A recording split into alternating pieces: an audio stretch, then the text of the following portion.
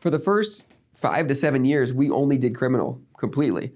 We were starting to get more calls about horrible things that were happening in family court to our clients who we had or their family members. And it was just, there were horrific stories about what the lawyers did to them or what, and a lot of it I couldn't believe. But then when I started to see the quantity of lawyers that were just taking advantage of clients, and they're vulnerable in family law. You guys come to us and it's one of the biggest issues in your life that you're going to go through, a divorce or a child custody. It's your family. It's the second most important thing to your freedom.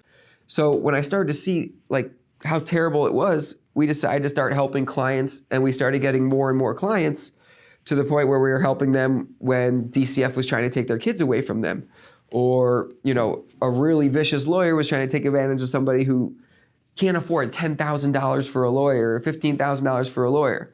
Because you should understand, in family law, if it's not the government, you're not entitled to a lawyer. It's not like people go in there and a lawyer's going to help you in a divorce with your husband who has the money, or your ex-spouse who can afford it and you can't.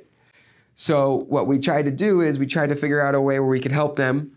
We're keeping our costs much lower, so we brought in a special paralegal, so her hourly rate is way lower. But also what we did was we saw how much easier it would be if one party would be reasonable and have client control. Florida has very specific statutory guidelines for child custody, child support, time sharing.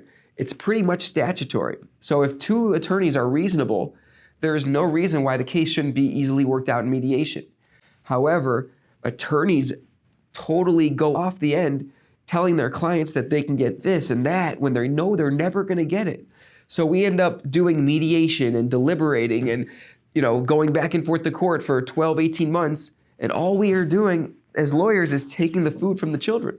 So we don't do that. So even when they start asking for attorney's fees and they say, well, I have $43,000 in attorney's fees. And so they ask our client, well, what have you paid your attorney? And our client's like, well, I think $11,000 or $12,000. So we've allowed them to get good representation for a fair value of what our hourly rates can work. The attorneys are still terrible, but at least we have grown it so much that we feel like we're at least helping our clients get through it without losing their home and losing their ability to pay for their groceries while their family law case is going on, and don't add to their stress. So that's why we really added it to our firm.